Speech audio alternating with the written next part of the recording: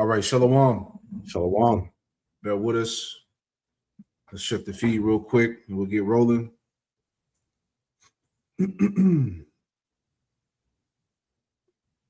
All right, we live. Hey, Shalom. Shalom. Shalom. Jim Charlotte. Back at you with another live lesson through the Holy Spirit, the Ruach Kodesh. And before we get started, we want to give all the praise, honor, and glory to Yahweh Bahasham, Yahweh Shai, Bahasham Ruach Kodesh. Double honors to the apostles and elders, a great millstone who taught us his truth. Shalom to the hopeful elect. All right, another news and prophecy. All right, news and prophecy, no healing for what has already been judged. Right, and we're gonna get into that because as prophecy comes to pass daily, all right, the news continues to get worse and worse. All right, so we're here to give you the prophetic forecast, if you will. And appreciate you want to add in. Feel free. Yeah, man. Like the title was saying, man, there's no healing for what has already been judged. America, Babylon the Great, the ending, like the scriptures say, man, the end has been declared from the beginning. So no matter what, is being done, you're trying to pray for Trump, you're trying to pray for America, overturning the government, whatever the misguided, thoughts that people have and trying to save Babylon is not gonna avail because the Spirit of the Lord already condemned America, man. So what we're witnessing the playing out of this downfall, man. Like you said in Sirach, the witness the fall of our enemy, man. It's a blessed thing, man. So man, get that out. Get that. That's a good scripture. Get that real quick out. Salakia. That's that's a good point. It's already been written, man. It's already been declared in the heavens that this place is about to fall dramatically. Yep.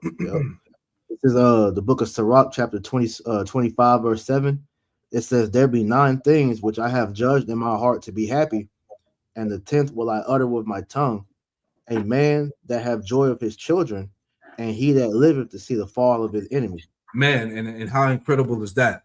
The man that liveth to see the fall of his enemies, man. And we're that generation in these last days that are back watching the fall of this final empire, man, the final rule of the heathen, the Edomites, man. All right. And there's nothing in their power that they can do to save America, to try to save face, to put America back to its former glory, to try to put America back in a good light. All right. It's over. Everybody's talking about this place. Everybody is condemning this place. All right. The nations are preparing for war, pursuing the Obadiah, the first verse. All right, let us prepare for war. Let us prepare for battle. All right, so the end all be all, everything is ultimately what a Babylon the Great, America being judged right alongside what is so-called ally, the tiny tots. Right. You got to appreciate. You want to add anything? No, that was it. Okay, Con. I got something to add on to you real quick, and then we'll get rolling. Just to add, because what was that verse you read out? Sirach 25:7. Yeah, so all right, so this is the add-on to that. This is the book of Baruch.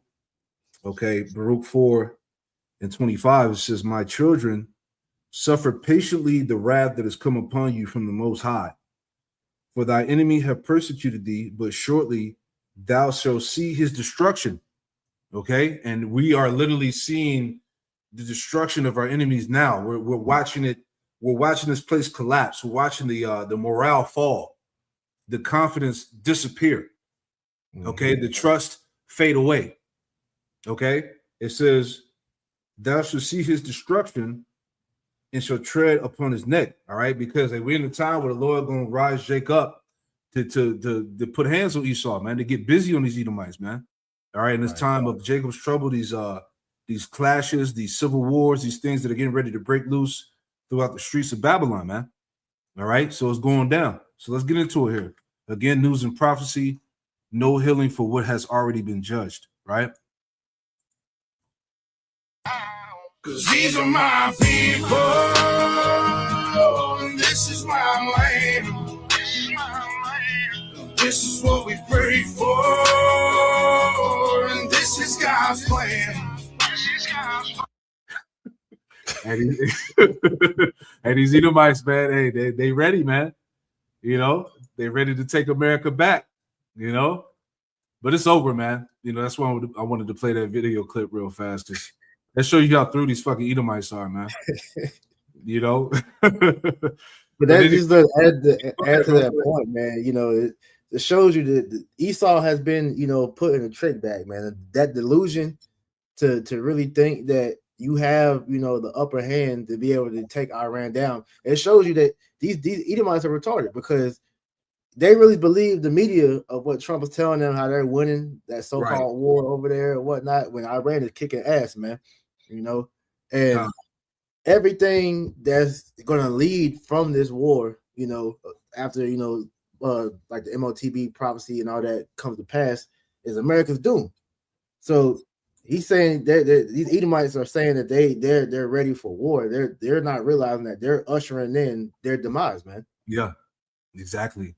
And this is your common, you know, Joe Six-Pack Edomite that we're talking about. All right, that's clueless to what the fuck's going on.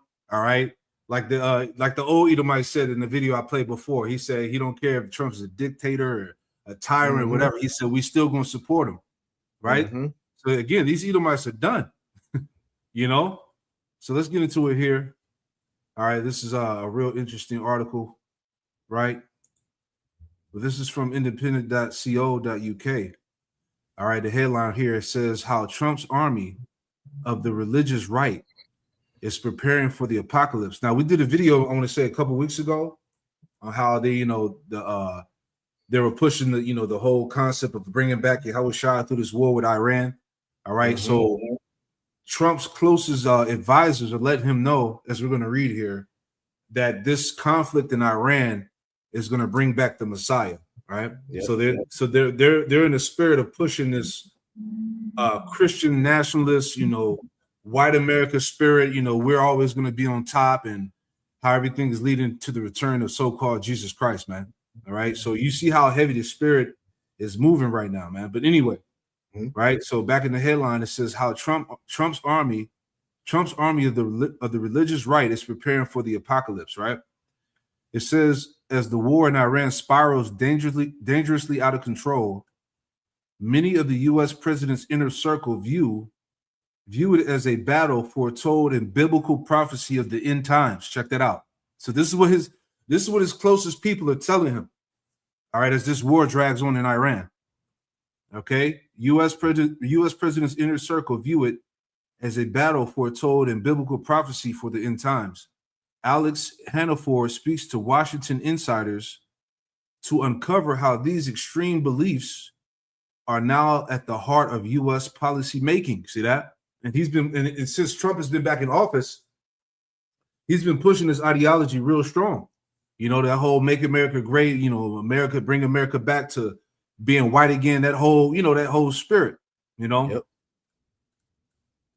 So let's go down here, bear with me. So jumping down here, it says back in winter 2024, Donald Trump announced he was selecting Pete Hegseth, a Fox News host and military veteran, largely unknown outside the U.S., to be his Secretary of Defense. It says as a few years before, Hegseth said he was among a group of National Guard members removed for securing President Biden's inauguration after concerns regarding potential links to extremism. On his right bicep, Hegseth has the words "Des Volt" tattooed in Gothic script, originally a rallying cry for the First Crusade in Pope Urban II in 1095 Latin motto, translated as "God wills it," has since been reclaimed by extremists and is now widely used by white supremacists and radical Christian nationalist factions. You see that? So they're pushing that good old Edomite spirit. You know, we gotta take it back over. Okay, because as these years been going by, you know, they're realizing that they're losing their power, their grip over America, man, their influence, you know. So this is what this is about. Okay. It says white supremacists and radical Christian nationalist factions as a shorthand for anti-Muslim sentiment. Hegseth said his tattoos, which include a cross, are just, quote, Christian symbols, right? Let's jump down a little bit. Oh, here, last part right here. It says author Jeff Charlotte, an expert in an American religious right, places people like Hegseth and other figures linked to Trump within the context of a militant, Christian, nationalistic current reshaping American politics, right? This is why you got, the ICE and, this, these Edomites walking around with the chest out and shit like that. It says it is a movement which is not currently lacking ideological poster boys, many of whom surround the MAGA movement. All right. And as we know, that MAGA shit is literally falling apart, man. All right. Yep. Now that these Americans have come to that realization that, they're compromised by the tiny tots, man. It's all about them. It was never about America, right? Now I want to read a little bit more. Appreciate you have something you want to add in there, Salakia. Now I'll wait till you finish. Okay, Khan. So I'll just read a little bit here, and then we'll grab some scriptures or two. But it says back in 2022, Yale's University Institution for Social and Policy Studies ran a 2-day conference to explore what role Christian nationalism might play in the midterms election that year and how much of a threat it represented to American democracy. Sociologist Philip Gorski said it was a term that even 5 years ago you wouldn't hear outside a seminar room. But since the January 6th attack on the Capitol, it started to circulate in national newscasts. So that was the catalyst, to bring that spirit back, that fake ass WWF, invasion they had of the Capitol Hill, right? That was pretty much like a insurrection to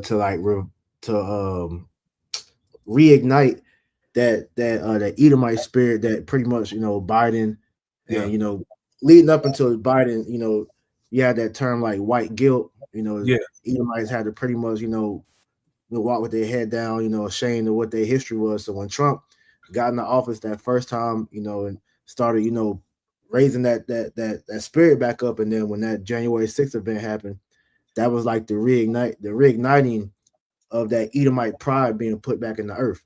Yep. It's like Pharaoh, the Lord has to raise him up.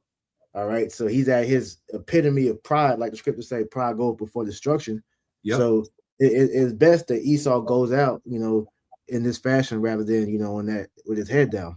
Yeah, exactly. Yeah, this is the spirit what you see on the screen is getting raised up, So anyway, I'll finish it out here and we'll grab some scripts. But it says, last point here, it says Gorski traced white Christian nationalism in the United States in the late 1600s, where adherents believed that America was founded by Christians who modeled its laws and institutions after the religious ideals in the face of perceived threats from non-white people and non-Christians, right? So that's been the talking points, from a lot of these guys, man, that you've been seeing on these podcasts, right? That we need to go back to our Christian values. But what was that? How did they establish America? All right, off the rape, robbery, and murder of the tribes, off the sword. You see, and essentially, that's the spirit that's being revived, as you was talking about, priest. Now they're ready to take everything back, their power or whatever, by the means of the sword. Okay, and we're seeing that energy play out in the streets of Babylon now. It says, right, the laws, the policies, everything like that that are being put in place. But it says the phenomenon bubbled up during periods when white Christians felt threatened by outside forces, right? And remember, when Biden was in office, right, all of these, refugees and immigrants started, coming into the land, and they were losing their grip, they were losing jobs, things like that, Right. It says white Christians felt threatened by outside forces, and that this was amplified by war, heightened immigration, or periods of economic instability. Gorski said, quote, the period we're in now is a perfect storm. All three of those catalysts are present. You see that? So this shit about to pop, And you got anything you want to bring out? If not, we can hit that Jeremiah, whatnot, you know. Yeah, I want to grab this from the comment board from Corner Wolf. Shalom, bro. Hey, Shalom, brothers on the comment board. Y'all Shema Shabrak his thumb. But this is Isaiah 19:11 in the NLT. It says, "What fools are the officials of Zoan? Their best counsel to the king of Egypt is stupid and wrong. Will they still boast to Pharaoh of their wisdom?" And that's these guys that Trump has surrounded himself with. Right. Pete, what's his name? Pete Hegseth, the Steve Miller dude. Elon, all these dudes, man, and they're helping push out this this sentiment that like white is back in. Right. People, Edomite, the Edomite whiteness is back in. So hey, you should all embrace it. That's why we're seeing that spirit as of late of is the Edomite. He's on top again. Which is really it's a false bravado, because everything that's being shown, Trump he's destroying the country. Yep. All right, he's isolating America. He's shitting on all his allies. He didn't drug America into all these different wars that they're losing. None of this is benefiting these devils. But all I gotta do is just come out with a loud, his press conference, he'll say a little corny ass joke like what he did when the ambassador for Japan was here. Yep. And these Edomites, they're with it because they see no wrong in what this man is doing. Because like they said, that quote you brought out a minute ago, how's it worded? Pretty much, if you could tell, the poorest so-called white that they're better than in the colors or whatever, then you could pretty much, steal out their back pocket without them even noticing. Exactly. Yeah, that's it. And that's what's happened. Because these elites, like I said, Israel is the one that's literally leading America towards destruction. But these Edomites, all they see is just Trump. Trump can do no wrong. Like you may mention the one dude earlier. He said Trump could be a rapist and all this other shit, and they don't care. They don't care. All that shows that, man. The people that are running America is retarded. So continuing on, hey, it's foolish. It's just foolish leadership, man. You got it.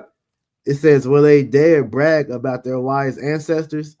And that's what they're doing, because that tattoo that you said is on Pete Hegseth's arm, that goes back to the Crusades. Well, we know the Crusades were those Edomite Christians that was going and killing people in the name of Christianity back, during that time. So they're getting back in that spirit, that ancient, bloodshedder, man.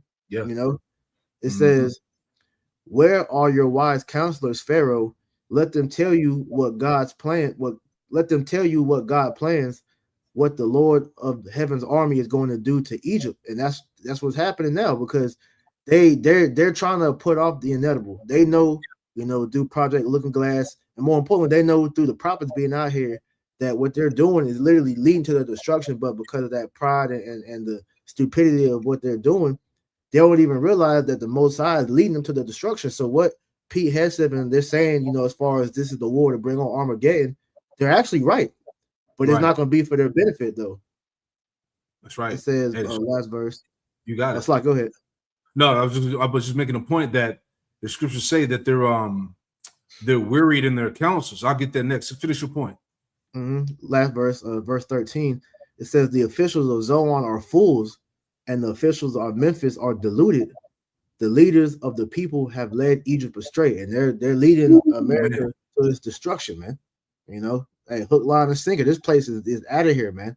So like we're going into, man, you can't change America's judgment, no matter what they do. It's all leading to the same thing. Trump can, because I'm hearing he's talking about pulling the troops out of Iran. That's not going to help nothing, because there's going to be some other shit that's going to happen that's going to bring forth the war still. So America's future is already written, man. World War III is inevitable, no matter how much they try to pivot around and try to get around it. It's going to happen at some point. The spirit is going to get put on these leaders to do what needs to be done to escalate this war so that prophecy can come to pass. There you go. It's not the king's heart in the hand of the Most High. Exactly. You see what I'm saying? So it's nothing that they can do. No, none of their councils, none of their so-called wise men can have it. They don't have a solution to bring America back. They can't stop the judgment. All right. There's no healing for what has already been judged. Right. Let me add on to what you brought out. This is Isaiah 47. Spirit is heavy, man. Isaiah 47, starting at 11. Isaiah 47 and 11. Therefore shall evil come upon thee, thou shalt not know from whence it riseth, and mischief shall fall upon thee, thou shalt not be able to put it off. And desolation shall come upon thee suddenly, which thou shalt not know. Right? Verse 12, stand now with thine enchantments and with the multitude of thy sorceries, wherein thou hast labored from thy youth. If so be thou shalt be able to profit, if so be thou mayest prevail. Right. So the praying, all right, these enchantments, the sorcery, the left hand, the witchcraft is not going to allow him to prevail against the judgment of the Lord, man. All right. He's not going to escape out of the hands of the Most High. Verse 13. Thou art wearied in the multitude of thy counsels, right? So, like we were reading an article, Trump's closest advisors, are basically counseling him, like, look, this is going to bring the end of the world.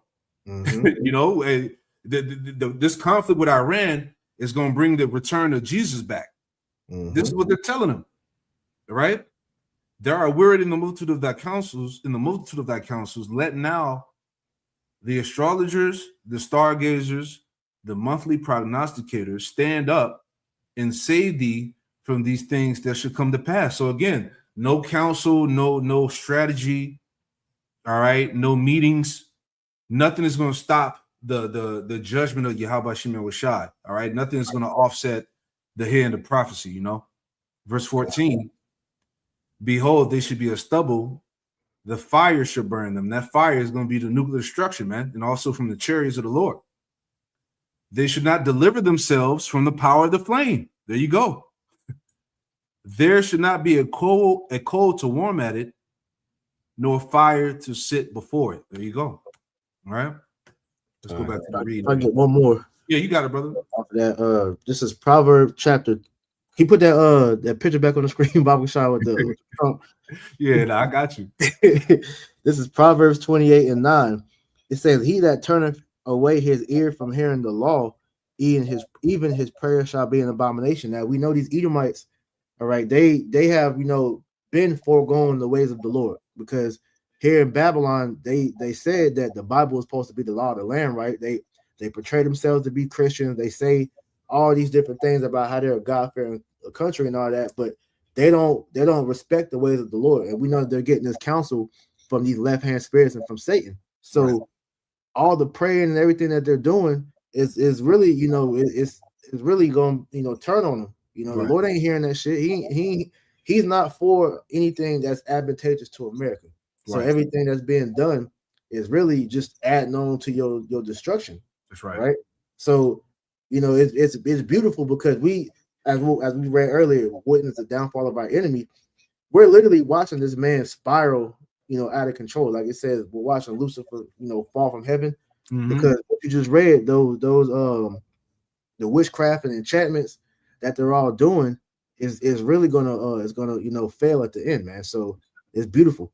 It's beautiful, man. Yeah, let's read a little bit more here. See what we got. All right. Make that a little bigger too. All right. So I want to read this again because this is heavy right here. So reading this part again before we go on. Gorski traced white Christian nationalism in the United States to the late 1600s, where adherents believed that America was founded by Christians who modeled its laws and institutions after their religious ideals in the face of perceived threats from non-white people and non-Christians. The phenomenon bubbled up during periods when white Christians felt threatened by outside forces, and this was amplified by war, heightened immigration, or periods of economic instability. Gorski said the period we're in now is a perfect storm. All three of those catalysts are present. All right, this is what America is going through right now. All right, let's go down here so I can move a little slow on my computer. Here we go. I passed the point. All right. So it says 2 years later, Jeff Charlotte described Hegseth as a Christian nationalist who believed, quote, absolutely in the idea in the ingathering of Israel as a stage toward the book of Revelation in the Bible, and said he sees Israel's war on the Palestinians as biblical prophecy and one that must be supported for the sake of Christendom. See that? So this is what they're rolling with now. All right. It's not even about strategy and policy. It's about ideology, man. And this is what they're coming with. Okay. It says, but it's all spiritual though, because this war with Iran is escalating what? Nuclear war, which is Bible prophecy, right? Yeah. Which is gonna result in the end of Esau. Right? It says, if I can add to that real quick, because what you just read, these Edomites created this plan, which we know is the Albert Pike plan, right, where they wanted to stage these 3 world wars, and we're in the middle of them orchestrating this 3rd war, because what was said in that book, it says they wanted to pit the Zionists against the Muslims. Yeah. So that's what we're seeing taking place.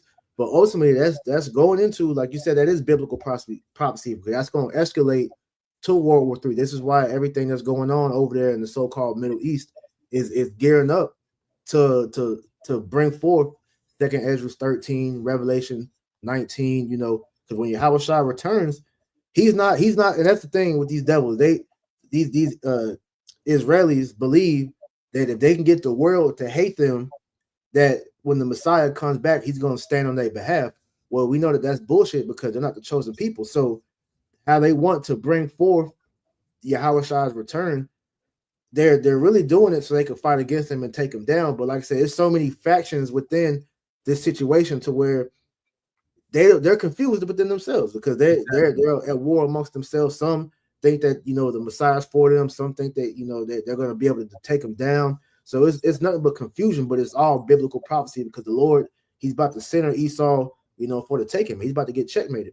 Yeah. The scriptures talk about the Most High, he cast them into slippery places, man. Right. You know, so that's that confusion, right? Because ultimately, how what you said is the plans that they're pushing now is ultimately going to fall back on his own head. Let me read that in Psalms the 7th chapter. Mm-hmm. Right. This is Psalm 7. Let me pull it up here. Right. Psalm 7 and 13, starting at 12. If he turn not, he will whet his sword. He have bent his bow. He have made it ready, which is going into the missiles, man. Verse 13, he have also prepared for him the instruments of death, the ICBMs. He ordaineth his arrows against the persecutors, right? These Edomites. Behold, he travaileth with iniquity, and it says, and have conceived mischief and brought forth falsehood. All right. And this is what you're seeing with this talk of Christendom and bringing back this Christian nationalist spirit, to bring back the Messiah. Right. The point, he made a pit and digged it, and has fallen into the ditch which he made. All right. So again, it's all going to backfire. Yep. You know, he's going to fall right into his own trap. His mischief should return upon his own head, and his violent dealing should come down upon his own pate. Let's read that NLT real quick. You know, that's why the scripture says, is there any more wisdom in Teman? Yep. You know, has the wisdom of Esau perished, roughly paraphrasing, right? Same verses. Psalm 7:13 NLT, he will prepare his deadly weapons and shoot his flaming arrows. The wicked conceive evil, they are pregnant with trouble and give birth to lies. They dig a deep pit to trap others, then fall into it themselves. The trouble they make for others backfires on them. The violence they plan falls on their own heads. See that? So there you go. We're watching it play out. You know, surely how scripture go? Surely that pride have deceived thee. Oh, that dwelleth in clefts of the rocks. It's over, man. Let's read some more. Unless you had any more scriptures out. Wow. So reading on here, it says Hegseth is now in charge of the U.S. Defense Department, which he christened the Department of War. Right? He's the man of war. And the primary architect of Operation Epic Fury. The bloody ongoing conflict in Iran And earlier this month, the Military Religious Freedom Foundation said it had received more than 200 complaints from service members that U.S. military commanders had told troops it was all part of God's plan that they be deployed to Iran. Ooh, it's a spirit though. You know, the Lord, how you say, gathering the troops. Can I get that? Gather the host of the battle. Yeah, that's it. Right before we get there, can I bring out a word? Because what was brought out when I heard the elder break this down was heavy. So when they coined that term Operation Epic Fury, that actually, when you go into that word epic in the etymology, it says a tale, story, promise, prophecy. Ooh. So as I said, it's all part of God's plan that they'll be deployed to Iran. Yeah, because the Lord is mustering the host of battle for World War III. That's it. God's plan. That's Joel, right? Isaiah. I'm gonna pull it up. Yep. Oh, okay, yeah, 13:4. Yep, I got it right here. You can read it too. It's Isaiah 13:4. It says, "The noise of a multitude in the mountains, like as of a great people, a tumultuous noise of the kingdoms of nations gathered together. The Lord of hosts mustereth the host of the battle." There you go. The Lord mustereth the host of the battle. So we read, and I'm gonna pull it up, as the commanders, the U.S. commanders had told the troops, right? The U.S. So like it says, the U.S. military commanders had told troops it was all part of God's plan that they be deployed to Iran, right? And as we read that the Lord mustereth the host of the battle, we brought this out at camp. All right, let's get that word for mustereth. Okay, that's exactly what's going on now. Let me pull it up real quick. Mustereth definition. All right.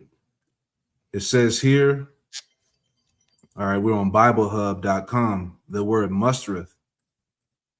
The term mustereth is an archaic English word derived from the verb muster, which means to assemble or gather troops for inspection, preparation, or battle. In biblical context, it often refers to the gathering or assembling of people, particularly for military purposes. Woo, there you go. So it was most definitely God's plan that you be deployed to Iran, all right? And the nations being gathered into the valley of Yehoshaphat. All right, let's see if we can get some more out of this. Okay, it says Rachel Bikofer, a Democratic political strategist who has been warning of the authoritarian threat from the Trump administration in her newsletter, The Cycle tells me that while it may sound insane to a European audience, she believes Hegseth, quote, thinks he's been chosen by God to go on a divine mission to usher in the second coming of Jesus. See that? So we talked about this last week. Okay? So everything is moving at the will of Yahweh Shemel Rashad, man. All right? Prophecy is moving. And this is right, because the king's heart is in the hand of the Lord, right? So he has the people in place that he's going to use to usher in nuclear destruction, all right, which is going to involve the return of Hamashiach Yahushua, man. All right. She adds, not all evangelical Christians are white Christian nationalists, but all white Christian nationalists are evangelical. And they believe in the rapture, the apocalypse, and the second coming. All right. It says public policy analysis and former senior advisor to the UN, Jeffrey Sachs, has sounded the alarm too, warning that the ideological drive behind the war on Iran is no longer tethered to traditional statecraft, and that the administration is sacrificing global stability on the altar of a dangerous end times theology. If you want to add anything on that, pretty sure you can. Yeah, I got nothing. I was looking up something. So like, I'm gonna read this last paragraph here. All right, so hey, it's getting hot. It's getting hot and heavy, man. It says Bike Kafur says many Christian nationalists also espouse what's known as the Great Replacement Theory.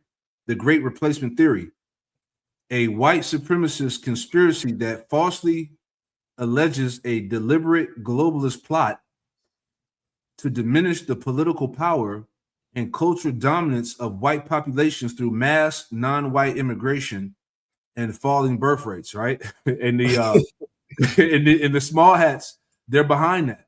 Yeah. You know? Yeah. Go ahead, Chris. And you know, everybody's starting to realize that at this point. So like what you was reading earlier in the paragraph above, where it said that the administration is sacrificing global stability on the altar of a dangerous end time theology, because these people in this cabinet are literally doing everything the small hats want to bring forth that greater Israel project, you know, the bring so they can build their quote unquote third temple and all this other bullshit. Right. But it's alienating the Edomites around the world to where, like the scripture said, that will be greatly despised. Yep. You know, the scripture said they're small among the nations. That is being made happening through the Amalekites, man. Yep. And so the average Joe six-pack Edomite is starting to realize this, and that's why you got them speaking out. You even got other Amalekites over there in the land of Israel that's speaking out against the Zionists and the elite, because they see, you know, on the further scale outside of what's being shown as far as the war of what this is doing to their people as a whole. They're seeing that they're becoming the most hated in the earth, man, and they're afraid. On top of all the problems in the earth stemming from them, because what started out as a plan to destroy really us, it has now fallen upon, you know, them. This is why that last part where it says globalist plot to diminish political power and cultural dominance of white populations through mass non-white immigration and falling birth rates, because they're seeing that they're not great like they've been told they were. Everything that they've you know grown up and been accustomed to being told is lies now, and they're seeing that you're not the chosen people. You're not the most lovable people on earth. You're not the most beautiful. You're not the greatest. You're the scum. Scripture say you're lower than the you know, the base of the earth, pretty much, what we paraphrase it. So that realization is starting to hit these devils, which is why you see all these people starting to make videos speaking out. You know, the Edomite woman turning against the Edomite man because they seeing that they're the problem. You know, and then like I said, everybody is looking at Israel, the Amalekites, as the problem, man. Yep. There you go. That's the first time I heard of this. I was just looking it up. Mm-hmm. The Great Replacement is a debunked far-right white nationalist conspiracy theory alleging that white European populations are being deliberately replaced by non-white immigrants, particularly from Muslim majority countries, right? There you go. Cause that's brothers have done videos on this. I did one, I think, the other week, where you having a lot of the Edomites with these talking points of pretty much, you know, having their own all white, you know, country. There you go. Yep. You know, because they see that they're no longer the majority, which they never were the majority anyway. That was a lie. But the fear of them becoming the minority is coming with the realization, because they are the most hated, that if they become the minority, they're at risk of being wiped out. So for them to feel you know, assured within themselves, this is why we see Esau do what he do, that rape, rob, and murder spirit, you know, making sure that no matter what, that he's the top, or he's on top. And that's failing now, man. That's it, man. That's it. Let me just add one scripture before we finish this off. Habakkuk 2. Because I was just thinking about what you're saying. He's brought great shame upon his people, right? It's terrible to be an Edomite right now. It's a bad look to be a so-called American right now in the world. If I can say real quick, and what really spearheaded that is when them damn PDF files came out. Oh yeah, them X files destroyed them. This is Habakkuk 2:9. And it reads, "Woe to him that coveteth an evil covetous to his house, that he may set his nest on high, that he may be delivered from the power of evil. Thou hast consulted shame to thy house." Right? See, there's great shame upon the house of Esau right now, the Edomites in general, right? Thou hast consulted shame to thy house by cutting off many people. and has sinned against thy soul, right? NLT, real quick, same 2 verses. Habakkuk 2:9 NLT. What sorrow awaits you who build big houses with money gained dishonestly. Yep. You believe your wealth will buy security, putting your family's nest beyond the reach of danger. Right, like you said, all over the earth where Esau is at. All right, people want a piece of him, man. Like going back to the to Cain, right? You know, those that find me, what do they want to do? They want to slay me. Yep. You know what I'm saying? And now that that immunity, that covering that Cain had is starting to wear off. Yep. You know, now these nations want to, you know, put hands on them. You know, it says verse 10. Oh, you gonna say something, Salakia? No, I was gonna say that the situation with Iran is showing that even more now, because they boast themselves to be the best, you know, strongest nation in the world. Iran's making them look like shit right now, on top of the turmoil that's going on over here in the country. So everybody, they smell blood in the water to show you that these devils, they're weak, man. Come on, bro. That's it. Habakkuk 2:10 NLT. But by the murders you committed, you have shamed your name and fortified your lives. See that? So his name, there's great shame on his name, great shameful spewing on his glory. You know what I'm saying? Now when the name America or American pops up, it's like a stain now. Yep. You know what I'm saying? Like people instantly are enraged because look what's going on across the planet, man. Now you have tourism, you know, these tourists that are stuck in these countries, you know, they're catching hell. All right, they're getting beat up and snatched up and shit. You know, a lot of them go over to these countries and they disrespect the authority over there. They bring that Western, you know, spirit over there, and that shit ain't tolerated. Yep. So now, as we're gonna go through a little later, you know, there's a pause on traveling. You know, things are happening. You know, it's great tension worldwide. You know, especially against America. You know, but anyway, let's finish this out. Okay.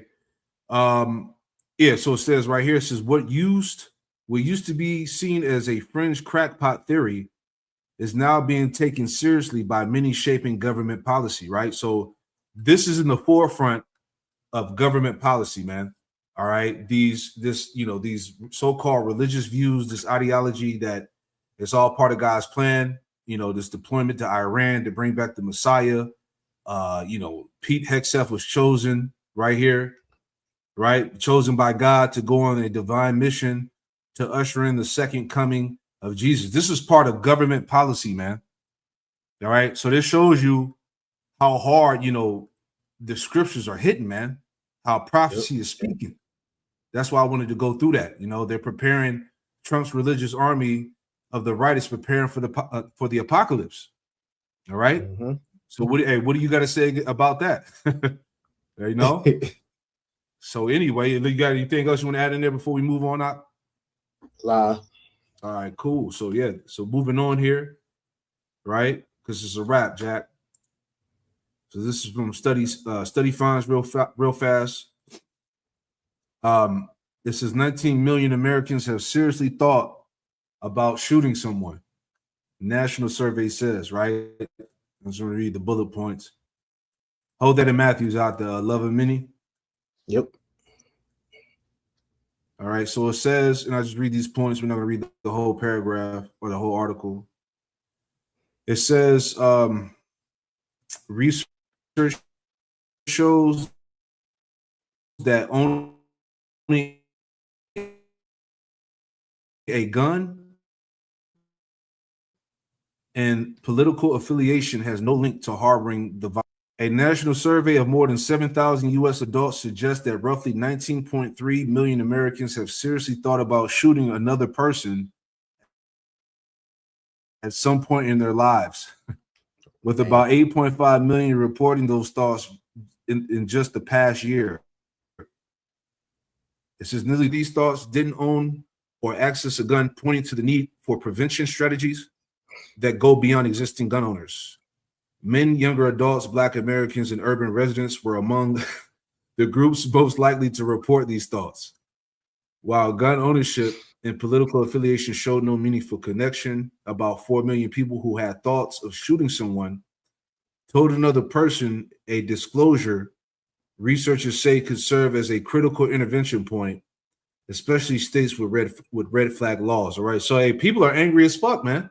Mm-hmm. All right, the height of America, what's going on, and I think it was back in 2020, 22, somewhere in there. It was like the most purchases of bullets and guns ever in America, man. All right, so people are armed up. All right, so when this shit hits, hey, that's all she wrote. All right, you got that scripture out? Yep. Matthew 24:12. And because iniquity shall abound, the love of many shall wax cold. Yeah. So because iniquity, sin, transgression is abounding, especially now, man. This is the worst time ever in society. All right. The love of many shall wax cold. It's going to be a lot of people getting killed, a lot of people crashing out, losing their minds, people losing jobs and can't afford to take care of their families, so it's going to go there. Mm-hmm. You know what I'm saying? Hey, the scriptures talk about it. Ecclesiastes 3rd chapter, a time to love, a time to kill, a time of peace, a time of war. This is where we at, man. All right. So anyway, you got anything other points you want to add in there? Nah, because like you said, bro, it's the way that everything is going as far as how this country is crumbling. That cold spirit is literally coming across the people. So now it's trying to survive. Yeah, exactly. That everybody's in survival mode, and when you're in survival mode, the stress it keeps you on high. Your emotions is running hot, and so people literally are acting off of emotion at this point. So where niggas are dying like crazy now, Oh yeah, all type of wild judgments going on because we're in the time of the end. And the scriptures told us that we're going to be in perilous times, man. That 2 Timothy that plays a part in what we just read because everybody it got demons on them, man. Yeah. Cortisol levels are high. People stress the fuck out. And we got more into that information as well. But before we get there, right? I thought this was heavy too. And I want to put these two articles together to make the point on this video clip, right? This is from Yahoo Finance. It says Pentagon to adopt Palantir AI as core U.S. military system. Memo says, right? It says March 20, Reuters, Palantir's Maven artificial intelligence system will become an official program of record. Deputy Secretary of Defense Steve Feinberg said in a letter to Pentagon leaders, a move that locks in long-term use of Palantir's weapons targeting technology across the U.S. military. And this technology, as we've been talking about for a while, is going to be used on the people. All right. This is the Pentagon's core U.S. military system. Right now, let's put it together. Right, as we talked about this before. It was back in October 2025. It says Palantir and NVIDIA team up to give the globalist surveillance state a huge upgrade. All right, so we're gonna I'm gonna make this point in the video right here because this is what this is about. This is why Palantir is part of the core U.S. military system. Now check this out, and it's all gonna make sense here.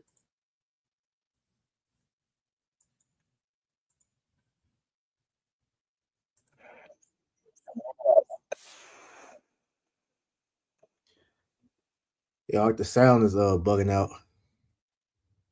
Sound not playing? Lie. All right, let me go back. The water out. Mm-hmm. They be getting me like that, man. All the time, man. Hold on. Man. I'm telling you, man, too much fire on these videos, man. All right, let me go back. But you heard everything I said up to that point, right? Yeah, just that the video didn't have sound, but everything else was clear. Got you. All right, so like I said, it's all gonna make sense right here. And let me know if you hear the sound now. Has anybody else realized that the government is now force feeding us information that makes us distrust authority? I find it very fishy that suddenly we're allowed to talk about what is being sprayed in the skies without it being taken down as misinformation. Talk about the potential of all of our politicians being bought out by a foreign country without it being taken down or flagged as hate speech. talk about what they did to us in 2020 without it being flagged as misinformation and your account being banned. I could go on and on. Yeah, that's true. Yeah. Remember, everybody that talked about was bringing out the information behind the jab and what was in it and how it was killing millions and billions of people. Now, look, you free to talk about it. People got their accounts restored, you know. So basically, what was up with that? As he's saying, right? Without it being flagged as misinformation and your account being banned. I could go on and on, but I find this very suspicious. I don't know if it's either them trying to put us into a category as a form of pre-crime or pre-surveillance, right? Labeling us digitally. And that's what it is. That's exactly what it is, right? Either them trying to put us into a category as a form of pre-crime or pre-surveillance, right? Labeling us digitally. I don't know if it's trying to get everybody so charged that we take down the current system so that another system can be ushered in via us not voting, us not paying taxes, or us just getting so charged that we just become anarchists and take the whole thing down ourselves.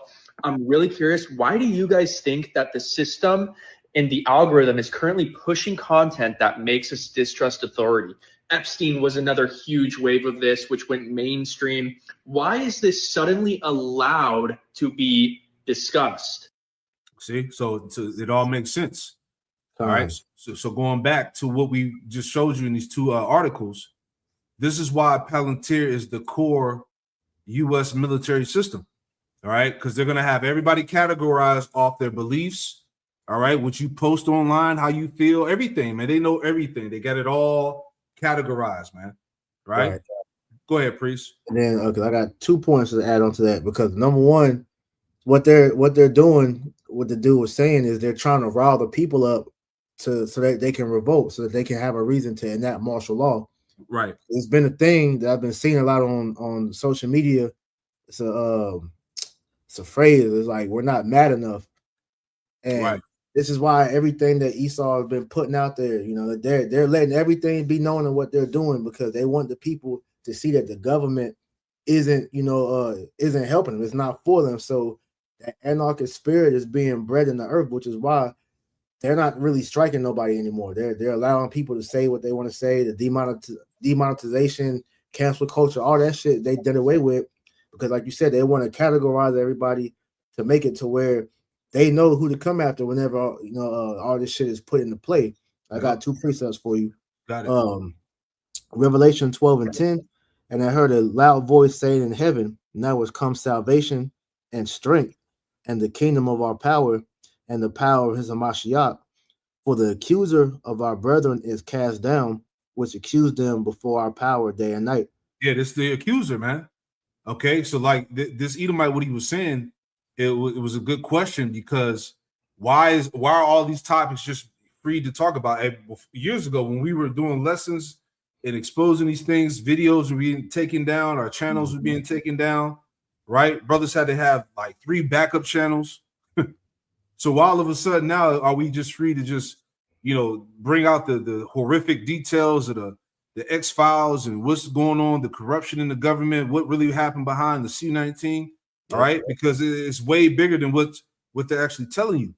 Yep. All right. They know who's who. They know what you believe in. All right. Your political views, your so-called religious views and whatnot. So they have you categorized. He's the accuser. He has you in the box. All right. Mm-hmm. You got it, bro. Con. And then the other one, just kind of backing off the comment left by Slick Talk 98. It says in China they already on this bullshit, because what this is all ushering in is that social credit score. Right. So if you're not in line on what the society is pushing forth as the status quo, so to say, you're going to be penalized, especially when you speak against the global elite. So that categorization, they're already going to have the people in these certain boxes, because they want to set an example for the sheeple out there, so that if you speak out, this is what's going to happen to these type of people. And if you don't want to be like them, then you're going to obey. All right. So it says Isaiah 29:21, it says that make a man an offender for a word, and lay a snare for him that reproveth in the gate, and turn aside the just for a thing of night. And that's what they're doing. All right, all this is them pretty much setting up a snare to get at everybody that's speaking out against them, specifically the small hats, man. You know, because everything is going to trend towards Revelation, the 13th chapter, to where if you're not willing to bow to the image of the beast and take his mark, you're going to be, like I said, banished from society, man. You're going to be killed, metaphorically and physically, man. The Lord, these devils want to establish God on earth. That's why when you went into the Palantir, NVIDIA, Gideon, I believe the other one, Pegasus, these different AI programs, those are his left-hand angels, because those are his eyes. Like how the Lord has, his angels, the eyes of the Lord run to and fro throughout the earth.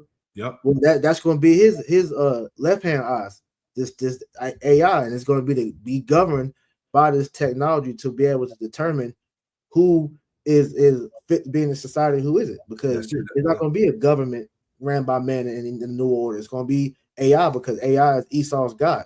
That's it, the ruling entity, man. And through the AI, the left hand is how he's able to be how you say the word omnipotent or omnipotent, right? All knowing, all seeing. He can do that through this left hand here. And I just want to read a little bit before we move on here, right? But it says, let's get some points from this article right quick. Oh, that's heavy. If I can say it real quick, Cornwall sent me this. I know you remember that tweet or that saying that dude, that woman Erica Kirk, Charlie CK's wife. Yeah, she stated that anyone who hates Israel is pure evil. That's really what I was just coming down to. Yeah, exactly. It says. It says the merger between chip titan NVIDIA and data mining powerhouse Palantir represents far more than a business partnership. It is the next great leap forward for the global surveillance architecture, all right, aka the beast, right? It says, let me go back. It says, global surveillance architecture, a digital nervous system capable of tracking, predicting, and influencing nearly every aspect of modern life. And their latest endeavor is a harbinger. You see that? So this is what it's about.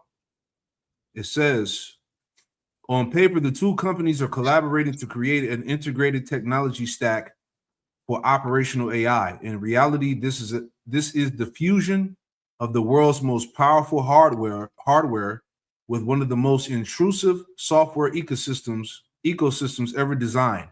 NVIDIA's GPU-driven supercomputing infrastructure will now integrate directly with Palantir's ontology, the framework that connects massive data sets from governments, corporations, healthcare systems, and financial institutions into a single unified analytical grid. You see that? Hey, that's the beast system network, the frame network right there, man. Everything's going to be tied under that beast system. All right, the medical, the financial, right, social credit scores, everything, man. Your records, all of that. Okay, a little bit more. And I'll read this last paragraph here.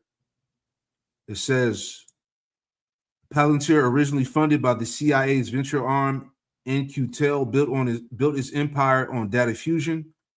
Its software underpins intelligence gathering from the Pentagon, the NSA, and numerous law enforcement agencies worldwide. NVIDIA, meanwhile, holds the keys to the computational horsepower that makes AI possible.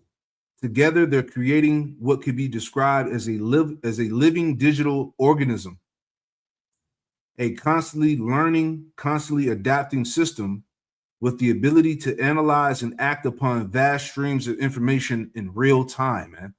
All right? So this shit is already here. All right? There you go, man. Priest, you want to add anything real quick? Everything is just tying together, man. This is all, pretty much just showing you Esau. This is his last ditch attempt to try to, keep his power, because this digital system that he's about to, try to implement, the Lord is going to allow him to get but so far. before he gets taken out, and that's why he's pretty much, you know, hoping that he can get one over on the Lord. But as we're going into, man, the prophecies say what it says, man. Babylon is done. It's done, man. You can't overtake. Like, real quick, because I said that Job 14. Okay. Job 14:5. Seeing his days are determined, the number of his months are with thee. Thou hast appointed his bounds that he cannot pass. And Esau, in his pride, thinks that he's going to be able to do that, not realizing you have a parameter the Lord is not going to allow you to get past, man. This is the last of the Gentiles ruling. So Esau is he's going to go out horribly. As I said, man, we're not ever going to talk about the Exodus in Egypt once Babylon is destroyed. We're going to, you know, sing that new song of, you know, us leaving out of the land of the north, man. You know, so it's beautiful that everything that we're seeing is playing out just like this, man. The Lord's movie is the best movie of all time. That's it, man. Hey, we're not ignorant of Satan's devices, you know. Yep. Here we go. So moving on to some more points, and we're almost there. Here's some more news, live updates. Audio suggests confusion before deadly LaGuardia crash. So it was a plane crash up in New York.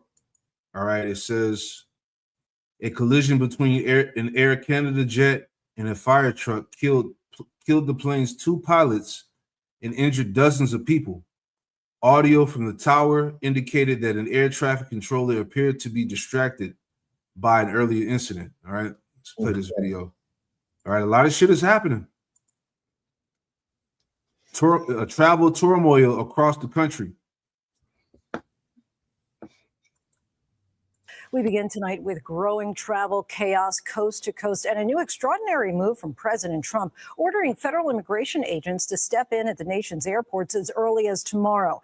Passengers are stranded, lines are stretching for hours, and frustration is boiling over. Travelers packed into terminals like here at New York's LaGuardia Airport, facing long delays and fears of missed flights. Similar scenes are unfolding nationwide, including New Orleans, where one traveler described the situation as absolute chaos. The root of the crisis, a partial government shutdown, forcing many TSA officers to call out, unwilling to work without pay. The hardest hit airports, Houston, New Orleans, Atlanta, and JFK, are seeing the highest call out rates. Borders Czar Tom Homan says he wants ICE agents to handle security so TSA officers can focus on passengers and bag screenings. We have team coverage tonight, beginning with ABC's Morgan Norwood, leading us off from Newark Liberty International Airport. With scenes like these taking over airports from coast to coast, 4 hours. Tonight, the political standoff in Washington now colliding with the busy spring break travel crush. The president doubling down on his threat to send ICE agents into airports Monday unless a deal to fund the Department of Homeland Security is reached. Caught in the middle, some 60,000 TSA officers staring down yet another week without a paycheck. Many now calling out stifling operations at major airports. A record 3,250 agents, more than 11.5% of the TSA workforce, calling out nationwide on Saturday, the largest percent since the beginning of the shutdown. And through the spirit too, you know, these TSA workers not getting paid. Nope. You know, people who operate, you know, traffic control, you know, leaving. You know, you can see some shit going down in these airports too. You know, everything is set up for a recipe of disaster, you know, so be not ignorant, you know. If I can say, because like the video I did on this last week, you know, you have to have the biblical worldview to understand everything that's going on. If you're not tapped in, like you say, we're not, you know, using wisdom, you're gonna find yourself getting caught up out here. Because like Dubai, Mexico, it was somewhere else too. I can't remember off the top of my head, but I know those two are the main two. You know, they down there, you know, to go vacation and party. Dubai, they got caught in a bombing to where the airport got destroyed. A lot of them got stuck over there. Yep. Mexico, they was down there to go party and visit. And now you got the cartel wilding out, you know, killing people. So just showing you that, man, the Lord is making moves right now, man. Facts. You got fucking social media influencers getting kidnapped and killed and shit. Right. You know what I'm saying? Fucking Instagram models. Hey, the Lord putting an end to all of this shit. That's all right. The porta potty bitches, you know, all that's getting chalked out. You know, this ain't trying to be traveling and vacationing, man. Hey, you might fucking plane get hit by a missile. You know what I'm saying? Right. Like, this is the time we in, bro. You know, flights, you know, planes crashing, you know, leave the world behind type shit, right? Mm-hmm. You know, come on, man. Let's go back. Bear with me.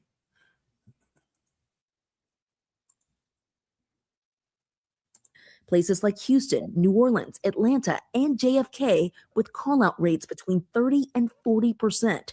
Those call-outs fueling lines winding through terminals and checkpoints choked with travelers. From New Orleans, where TSA lines stretched into the parking lot, Houston and Atlanta, to New York's JFK Airport.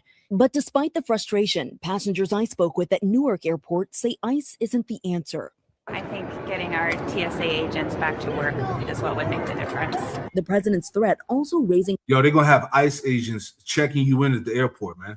Imagine how hostile that shit gonna be. Man. Questions about ICE's training and readiness for security operations. They run those same type of security machines at the southern border, right? Packages come through or people come through. They run similar assets. But ICE is interior enforcement. They do not operate screening equipment at the border. Border Czar Tom Homan suggesting ICE would largely jump in to free up TSA agents for specialized tasks like passenger and bag screenings. But there are roles we can play to release TSA officers from the non-significant roles, such as guarding an exit, so they can get back to the scanning machines and move people quicker. And now billionaire Elon Musk offering to pay the salaries of TSA personnel. That means covering the 3 weeks of missed pay for the roughly 60,000 TSA employees who, according to federal data, make about $61,000 per year, a check that would cost millions. And Lindsay, we are just getting word of the situation down in Houston, one of its busiest airports. George Bush Intercontinental Airport seeing 3 of its 4 checkpoints topping wait times of more than 3 hours, with Terminal E, one of the busiest terminals, seeing nearly 4-hour wait times, Lindsay. Major disruptions. Morgan, thank you. Lawmakers are working on a deal to fund the Department of Homeland Security. Let's get right to our Capitol Hill correspondent, Jay O'Brien. Jay, any progress with these negotiations? Yeah, Lindsay, 37 days now since the Department of Homeland Security ran out of funding, and there are negotiations, but they're really at a crawl pace. The Senate was in town today and yesterday for a rare weekend session, so lawmakers were together, and I'm told progress was made, but there are also concerns that this new plan of President Trump's to deploy ICE agents to airports could stall some of that momentum. Alaska Republican Senator Lisa Murkowski, a moderate, telling me today that this is not helpful in the overall goal of getting DHS funded. The president's plan of deploying ICE. Remember, Democrats are holding firm. They're refusing to vote to fund DHS without reforms to ICE. And Democrats have tried numerous piecemeal attempts to fund agencies within the department like TSA, just not ICE and Border Patrol. Republicans have blocked those, saying that if one thing is to be funded, everything should be funded. Negotiations are likely to drag at least well into this week now, Lindsay. All right, Jay O'Brien, thanks for the. Hey, man, hey, imagine going to traveling and you getting snatched up by ICE. You know, it's going to be brawls in that bitch, bro. All right. You know what I'm saying? I can imagine, you know, ICE getting crazy up in there, you know. It's going to be, man, traveling is going to be pure hell, you know. On top of the people already wilding out in there anyway, so, hey, it's going to be some shit, man. ICE might have to, you know, they might have to off somebody or somebody. They might jump an ICE agent and murk them. You never know, man. But it's all, like I said earlier, they're trying to fuel that spirit of anarchy. So whatever way that they're trying to do it, they want to pump the people up to do it. Yeah. How the scripture goes in 2 15 that a man shall desire to go into a city should not be able. Yep. Man, all types of mess is gonna come out from this shit, man. But like you said, it's all more fuel to the fire, right? Got a little bit more here, right? And we'll grab some scriptures in a minute. Right, we're not gonna play all this because I got 3 more. I want to, you know, just get to the point so we can wrap it up. Right. It's Sunday, March 22nd. I'm Ali Velshi to begin this hour with important work this week.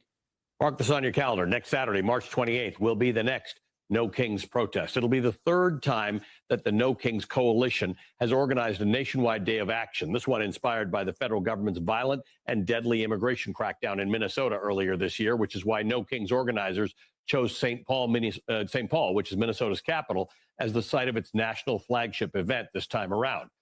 It's also a testament to the power of your voice for bearing witness to the government's actions. The outcry that erupted against the immigration operations in Minneapolis-St. Paul forced the White House to scale back its operation. At its height, more than 3,000 federal agents were deployed across the state. Today, fewer than 1,000 remain. Ultimately, it also led to the firing of Homeland Security Secretary Kristi Noem. Americans, including you at home watching this, have done a lot to provide a backstop to many of Trump's abuses of power. So let's back up for a second and remember what else has been achieved so far. At this point last year, just 2 months into the second Trump administration, no large-scale effort had materialized yet to counter Trump, but the seeds of a movement were beginning to sprout.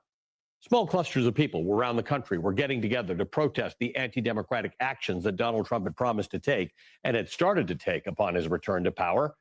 Some people gathered at Tesla dealerships and elsewhere to demonstrate against Elon Musk and Doge, who were empowered by Trump to fire government workers and to slash federal budgets. Americans began confronting Republican members of Congress at tense town halls, questioning them about their lack of resistance to the White House's actions and the flurry of executive orders that Trump signed in an attempt to impose his repressive, anti-diversity, anti-immigrant ideology. At least until Republicans just stopped showing up altogether because they... Yeah. So the point is that the fans, you know, the fans are being inflamed, you know, right? Let me get this real quick. All right. Shit is getting turned up is what I'm saying. Right. It's all being aggravated, agitated. All right. Second Ezra chapter 9 and 1, it says, he answered me then and said, measure thou the time diligently in itself, and when thou seest parts of the signs pass, which I have told thee before, then shalt thou understand that it is the very same time wherein the highest will begin to visit the world which he made. Therefore, when there should be seen earthquakes and uproars of the people in the world, and this is what was taking place, uproars all over America, all over the world. All right, people are protesting, fighting back, standing up against the wars, the governments, the corruption, right? Then shalt thou well understand that the Most High spake of those things from the days that were before thee, even from the beginning. For like as all that is made in the world have a beginning and an end, and the end is manifest. So the end is manifest. All right, we're at the end. All right, the end of the end. Right. Mm-hmm. So it's all the signs are there. Right. Let's add some more. You had anything, Priest? La. All right. Moving on. White Americans stunned. Okay, it says white Americans stunned as America's economy cracks under Trump. Racism is expensive. In 2 months, it's going to become completely unaffordable to live in the United States. And I'm not talking about luxury lifestyle. I'm talking about basic middle-class needs. $7 for 10 slices of cheese? I need to get the fuck out of the U.S. $75 for 3 steaks. Do you think that's ridiculous? Last week I was here, it was $70 for 3 steaks. Now it's $75. Because I'm looking for some ground beef for my lasagna and also for my spaghetti. I found the ground beef. Why is it $30? $5.99 for a regular sized bag of Doritos. Are you freaking kidding me? I told my nephew, go pick out your favorite juice, but 99.10. Nah, nigga, we got water at the crib. So let's go. This used to be $3 to $4. This is $9.29 for a case of sodas. Look at this, $3.29 for a regular damn Hershey's bar. You guys are smoking crack. Hey, it's hard out here, man. You got to preach. Nah, that was just showing you, bro. This shit done, bro. Damn.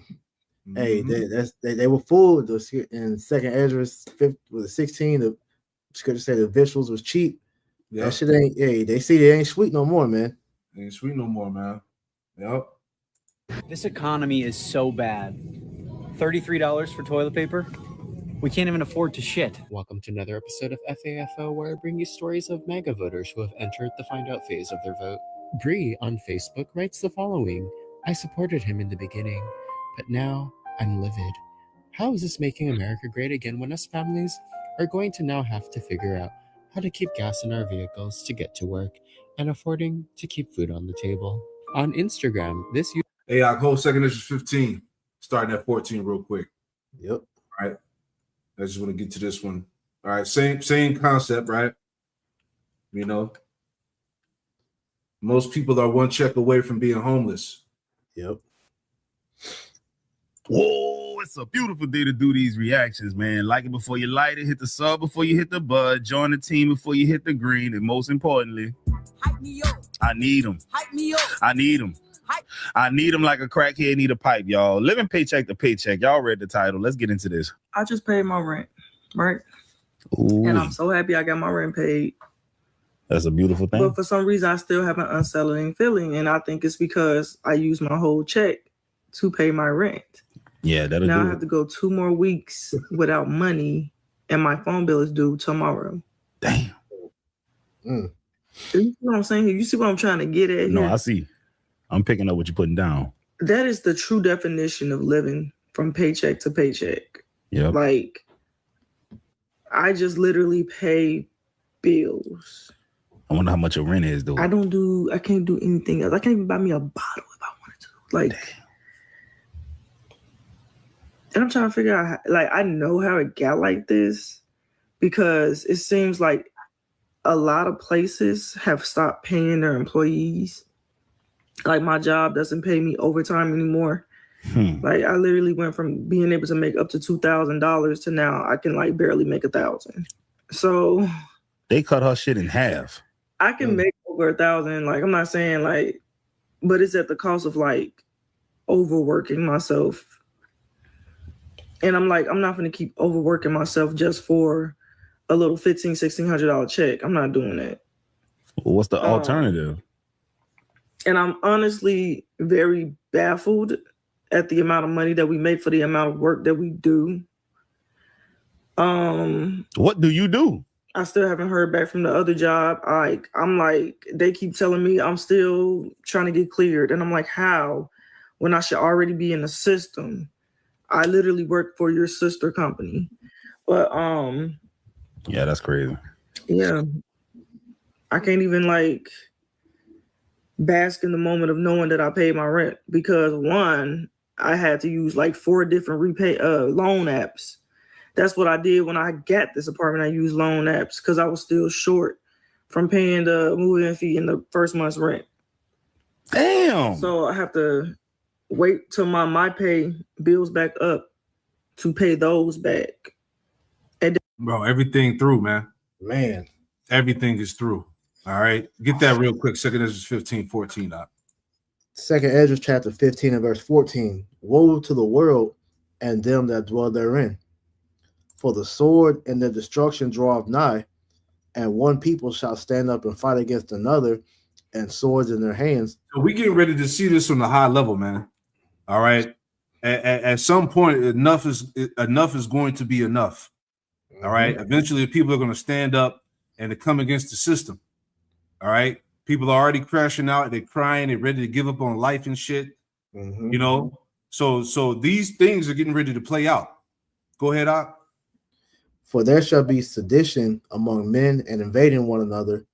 They shall not regard their kings nor princes, and the course of their actions shall stand in their power. There you go. Lawlessness. All right. People are not going to give a fuck about policy and law and order or whatnot, man. They're going to take actions in their own power, in their own hand. People got families, children to feed. Yep. You know, it's going to go there. You got it, brother. A man shall desire to go into a city and shall not be able, for because of their pride, the city shall be troubled, the houses shall be destroyed, and men shall be afraid. A man shall have no pity upon his neighbor, but shall destroy their houses with the sword and spoil their goods because of the lack of bread and for great tribulation. You got it, bro. Yeah, man. This is what we're going to see as far as, the societal, breakdown we went into earlier. The love of many waxing cold. Hey, people are going to be plotting on each other, man. People that's out here, doomsday prepping. Just know that your neighbors are watching you bring the stuff in. They see the type of lifestyle that you live. So everybody is already mentally taking note of who they're going to go after whenever this shit go down. So it's only a matter of time. Like I said, man, they're just going to keep perpetuating, you know, the scenario to make it to where these people are going to eventually get mad enough to actually go forth and do what they want. Because everything we're talking about, Esau wants the people to do this shit. Right. So once they get to that point, they're gonna be like, all right, now it's time to finally do what we want, which is to lock the streets down, bring martial law, societal collapse, and they're gonna build it back up with this new order. Yep. He's gonna do this by squeezing the people so hard until they break. Yeah. And the brother put that Hunger Games society, and I don't know if y'all seen the video where Trump, he said that he actually wanted to do like a Hunger, I forgot what he called it, like Trump games or White House games. He said something along the lines of how he wanted to do that in the White House. So this showing you that this is where this is headed. A little bit more, and we'll make that last point. Spot and Tank opened their factory doors up to us for an up-close look at how. Let that pass. There's no way around not living check to check. We all live in check to check at this fucking point. Because you want to live in a good neighborhood, right? You don't want to live in the hood. Bills and shit, all this shit is not doing nothing but going up. The average fucking apartment, one bedroom is like $1,600. Especially if you living on your own, that's what make it twice as harder. That's why people always try to go out for like a second source of income, really just to have some free fucking money. Like, you know what I'm saying? And it's kind of fucked up because it's like, okay, let's say you work 2 jobs. You work 2 jobs, you don't have no fucking time to yourself. Nope. Because when you're away from the first job that you at, you thinking about going to the damn second job. Or you got to get ready to go to that second job. Yep. Like, I swear, like, the economy nowadays is like, it's to the point where it's meant for us to struggle. Like, a motherfucker making $25 an hour back in motherfucking 2014, that's goddamn $50 an hour. Now $25 an hour is like $16 an hour. Facts. Like, what the fuck? Yeah, that's that Revelation 6, right? Yep. Let me get that. Because what he's saying, that's Revelation 6:6 all day. All right, I'll pull it up. I found what he said. It's called the Patriot Games. Oh, okay, beautiful. Yeah, he said, I just read the caption for the video. I sent it to you, but it said, Trump announces the Patriot Games, a competition featuring 1 male and 1 female high schooler from each state and territory. So he said it kind of as a joke, but that's really what this shit's going to go down to, like the Hunger Game movie. Yeah, that's heavy. All right, here we go. This is Revelation chapter 6. Let me pull it up here. Okay, Revelation 6 and 6, it says, and I heard a voice out of the midst of the 4 beasts say, a measure of wheat for a penny, and 3 measures of barley for a penny. And see thou hurt not the oil and the wine. All right. So yeah, so pretty much as this Jake was complaining about, you know, he was going into pretty much a day's wages for work. All right, it's not the same compared to what, like he said, 2014 and now to 2026 is not the same. Right. All right. And that's going into really the inflation because of this dollar. It's not backed by anything, man. You know, and inflation is causing the price of everything to go up and people can't afford it. You see, because there's no buying power behind the dollar bill. You see, that's why it's much more harder to live now. So this is what's going on. These are the same things that happened in the ancient Roman Empire. And it's the same thing that's happening in Rome 2.0. All right. People are struggling, which is going to lead to the economic collapse, everything, the famines and the shortages and whatnot. Okay. You already got to worry about rent. And then you got to worry about bills outside of your house, phone bill, car note.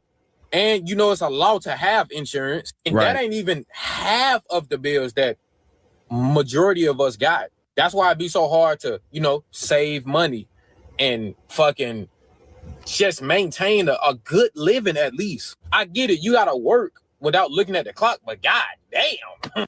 It's no way around not living check to check. We all live in check. Yeah, bro. You know what's crazy though, dog? Everybody living paycheck to paycheck. And when I say everybody, that means most people. And that's a 100% fact. If you do any type of research, you'll find that most Americans don't have no money for an emergency. They don't have savings. They're one paycheck away from being broke. That kind of situation, dog. And then you couple that with bad policy, and then you couple that with inflation, which is caused by bad policy for the most part. And then think about the actual companies; they're crooked. I saw a video not that long ago about how. Yeah. So you can watch the rest of that. So you get that. All right. This is what the point we making is there's no healing. All right. This place has been judged by the Most High. There's no coming back. All right. There's no restoration. There's no strategy or plan in action that's going to help Americans get back on their feet. You know, it's not how it's written. This place is going to go down. All right. Cooked. Last point here before we wrap it up. Okay. It's from News Target dealing with the collapse. It says if the American people were told the truth about what's coming, they would lose their minds. All right. Here it is. We've been telling you week to week about what the fuck is about to happen. You know, how much more from the prophets, man? Right? That's why it's key that knowledge and wisdom shall be the stability of thy times when this thing hits. All right. We're not going to read all of this. I just want to make a point or two. Okay. It says down here, right? Yeah. He took peace from the earth. Exactly, Zaquan. Man. It says the reality they hide, not bombs, but bankruptcy, which we were telling you that they're getting ready to collapse this economy. All right. The writing is all over the wall. Right. It says, in my view, the panic feared by the globalist controllers isn't over battle loss, but over citizens realizing their banks, pantries, and gas tanks are about to fail. Man. When Strait of Hormuz, the aorta of global energy, is closed or threatened, the entire just-in-time economic model vaporizes. This isn't theory; it's just logistical reality. The lie of everything is fine is meant to prevent a run on the banks and grocery stores into the moment control is irrevocably lost. All right, so they're just stringing people along, you know, and to the point. So really, they really don't want people to realize what's going on. So this is why they're telling you everything is fine. We're winning the war. Gas prices are dropping. Right? Don't panic, guys. We got it. You know what I'm saying? Until people actually realize that this shit is over. It says, and that's the devil for you. It says they have no plan for the Hormuz humiliation, just as they had no real plan for the health of citizens after Chernobyl, right? The coming lockdowns, COVID was just a drill. Hey, a few brothers did lessons on this, man. You know, speaking about the second lockdown that's getting ready to happen. Okay. I'll read these last three and then that'll be it. It says, I believe that the COVID lockdowns were a desensitization exercise, a psychological operation to test mass obedience for the real crisis, energy and supply chain lockdowns. That's what's coming. We were conditioned to accept the stripping of basic freedoms for a proclaimed greater good. Now that template is being readied for deployment against a failure they themselves engineered. Plans for alternating license plate travel permission, grounded air travel, and digital rationing are dystopian fiction. They are the logical next steps when a centralized system fails. A science paper on logistics of food supply after radioactive fallout outlines the nightmarish challenges of a feeding population when disruption networks are severed. The script for the next crisis is clear: create or exploit artificial scarcity to force total compliance with digital rationing and central bank digital currencies, right? So they're going to crash this bitch, all right? And the new way of buying and selling is going to be through the chip. Yep. Right? This is basically what he's saying right here. Digital rationing with central bank digital currencies, CBDCs, the ultimate control grid. They tested our compliance with masks and QR codes. The real exam is coming, as we've been warning you about. The real test is on the way. All right. It says why Trump plays along the collapse of a power grab. And let me see. Yeah, talking about the collapse of society. All right. Here we go. What's that last part I want to read? Here, right here. My final warning: prepare now, because no one is coming to save you. Right? He says, I'm telling you this not to spread fear, but to ignite the flame of self-reliance our corrupt institutions have tried so hard to extinguish, and blah, blah, blah, blah. All right. So anyway, the scripture say, let me read that in Psalm. All right, because we know that Yahweh Shem Yahushua is going to save his elect. Yep. All right. And that's what we do know and believe. This is Psalm 111. Let me pull that up real fast. This is Psalm 111 and verse 4. The point is in 5. And it reads, it says, he have made his wonderful works to be remembered. The Lord Yahweh Shem Yahushua is gracious and full of compassion. Verse 5, the point, he have given meat unto them that fear him. He will ever be mindful of his covenant. So that meat, when you look it up, goes back to food, man. All right. And the Lord is going to allow his servants to eat, pursuant to Isaiah 65. All right. When this shit goes upside down and turns to pure hell, the Lord promised that his servants were going to eat. All right. Isaiah 65 at verse 13. Therefore, thus said the Lord power, Yahweh Shem Yahushua, behold, my servants shall eat, but ye shall be hungry. All right. So, and we believe that that our power is going to save us. He going to be with us in this time. We believe that. Man. My servants shall eat, but ye shall be hungry. Behold, my servants shall drink, but ye shall be thirsty. Behold, my servants shall rejoice, but ye shall be ashamed. Behold, my servants shall sing for joy of heart, but ye shall cry for sorrow of heart, and shall howl for vexation of spirit. You can speak out. Con, because I wanted to add to the verse 13 real quick, because it said that how the Lord's going to make sure we eat and drink. Right. Now, this breakdown, not breakdown, commentary is for another verse here in Psalms 127, how it says the children are heritage for the Lord. But when you go into this, the commentary for this part, the last sentence in this I thought was heavy as adds to that point. But it says, let the fruitful family, however poor, lay this to heart. Children are heritage of the Lord, and the fruit of his womb is his reward. And he who gave them will feed them, for it is a fact that the maximum force on it has never failed. Wherever God sends mouths, he sends meat. So as long as we have the faith in Yahweh Shem Yahushua, then we're gonna be good. He knows, what we need. All right.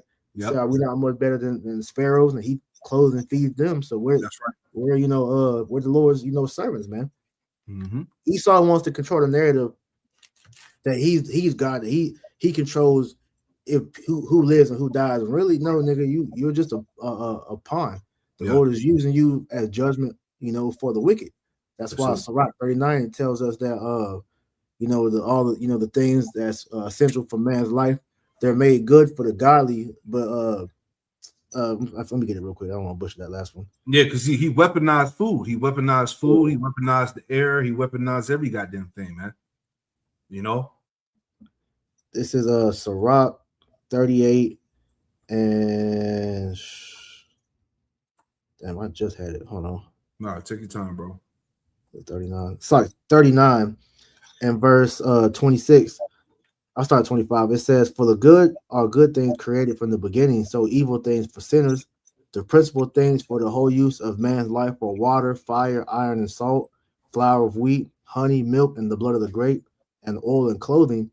All these things are for good to the godly, so to the sinners they are turned to evil. So like you just said, Esau weaponized all the things that we have, that have been made essential for our life. Mm-hmm. But the kicker that separates us from the rest of the world is that we know that all these things come from the Most High, not Esau, man. Right. So yeah, he can take away these different things, but the Lord always found a way to provide for his men. That's why we have the examples like Elijah, Daniel, and so on. Yeah. Yep. Moses, the wilderness. Yep. Right. And we had food in the wilderness. The Lord provided. So and we're getting ready to be in the wilderness all over again. Cause I was literally talking to this with the Zaquanium in Atlanta this past weekend, and we was talking about this very topic, and that's what Esau is preparing this chip for these people, because they really think that the Most High, can't provide, because they've been conditioned not to believe, the power of the Lord. So when these things are cut off and these people are left with no option, they're gonna run to that chip. But we, Lord, and the Lord keep the spirit on us.